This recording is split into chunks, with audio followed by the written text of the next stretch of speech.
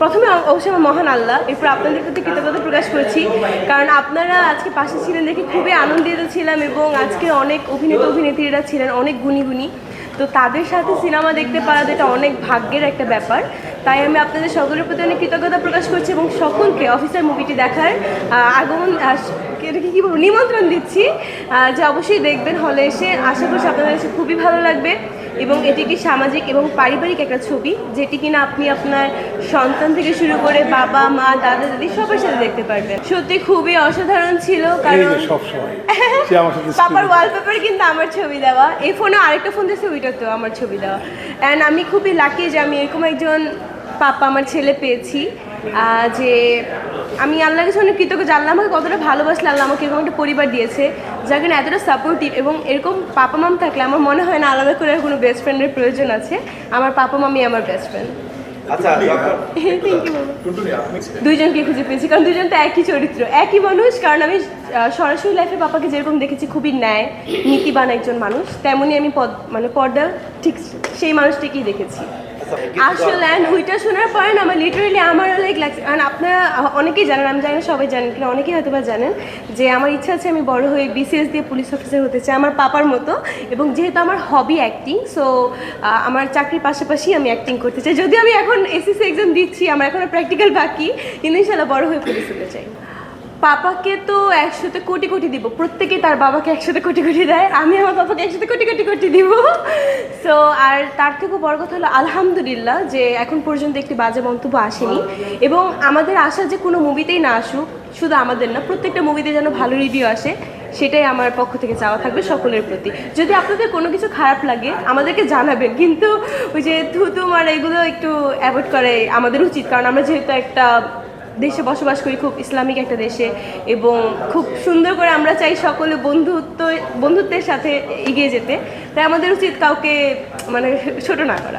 আচ্ছা, একটা কথা বলি, পলিয়ান টিকটাকে বলছিলেন যে পাপাকে কখনো তিনি দেখেননি পুরো স্ক্রিনে একবারও সিগারেট খেতে, অ্যান্ড আমি রিয়েল লাইফ একটু বলি, আমার যখন 5 বছর বয়স তখন আমরা ইন্ডিয়াতে গিয়েছিলাম একবার, তখন আমার প্রথম ইন্ডিয়াতে যাওয়া গেছিলাম পাপা, হ্যাঁ। সো তখন পাপাকে একবার বাবা সিগারেট খাচ্ছিল, তো পাপাকে বলছি পাপা তুমি আর সিগারেট খেও না প্লিজ, অ্যান্ড ওই দিনের পর থেকে পাপা লাইফে এখন পর্যন্ত একদিনও সিগারেট খায়নি। এটা আমি আল্লাহর প্রতি অনেক কৃতজ্ঞ যে আমি এমন পাপা পেয়েছি যে কিনা তার মেয়ের কথাকে এত মূল্য দিয়েছে।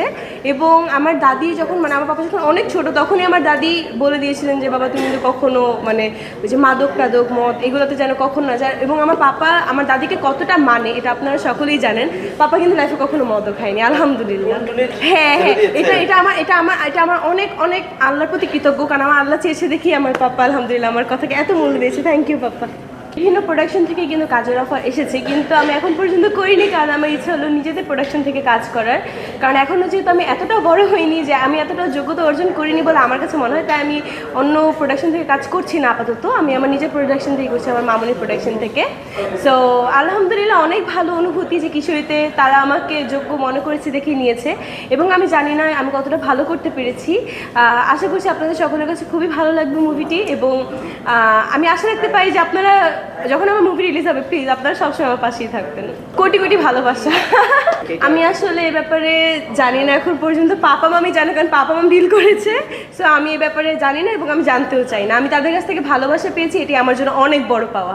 আমার কাছে টাকা পয়সা ম্যাটার করে না, আমার কাছে ম্যাটার করে আমার পরিবারের থেকে পাওয়া ভালোবাসা, তাদের থেকে পাওয়া শিক্ষা এবং তাদের থেকে অর্জন করা মানবিকতা।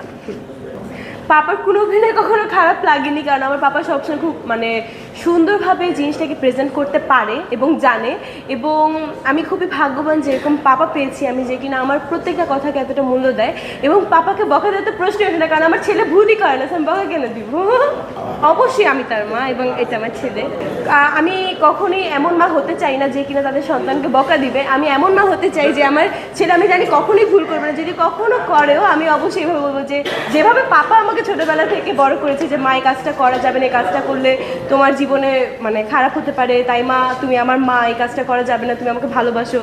আমিও ঠিক সেভাবে আমার পাপাকে বুঝিয়ে বলতাম যদি পাপা করতো, কিন্তু পাপাটা কখনো করেও নি, করবেও না এবং এখনও করে না। আলহামদুলিল্লাহ, এটা তো অনেক ভালো। আমি তাহলে ইন্সপায়ার্ড হই যে বড় হইলে আমিও যখন একজন ভালো অ্যাক্ট্রেস হতে পারবো, তখন হয়তো বা আমিও এত টাকা তো নিতে পারবো না, হয়তো বা 2-3 লাখ হবে যখন অনেক বড় মানের অ্যাক্ট্রেস হবে। সারপ্রাইজ। আমি একটি মুভিতে কাজ করছি, সেটা হলো আপনার, এটা হলো গাদ্দার নিমখারাম। সেটা মধ্যে একটা কিলারের ক্যারেক্টার প্লে করবো আমি। এটা সিরিয়াল কিলার, কিন্তু তার একটা বৈশিষ্ট্য আছে, সে কন্ট্রাক্টে কিল করে ঠিকই, কিন্তু ডিটেল আগে জানে। একটা অফার কন্ট্রাক্ট হওয়ার পরে সে খোঁজ খবর নেয় যে সেই লোকটি মানুষ না অমানুষ, অমানুষ হলে সে খুন করে ফেলে। এই গল্পটা আমার কাছে অনেক ভালো লেগেছে। তারপরে আমার ক্যারেক্টারটা শেষে খুন হয়ে যায়, কারণ খুনি কখনো সাস্টেন করে না পৃথিবীতে, খুনি সবসময় খুন হয়ে যায়।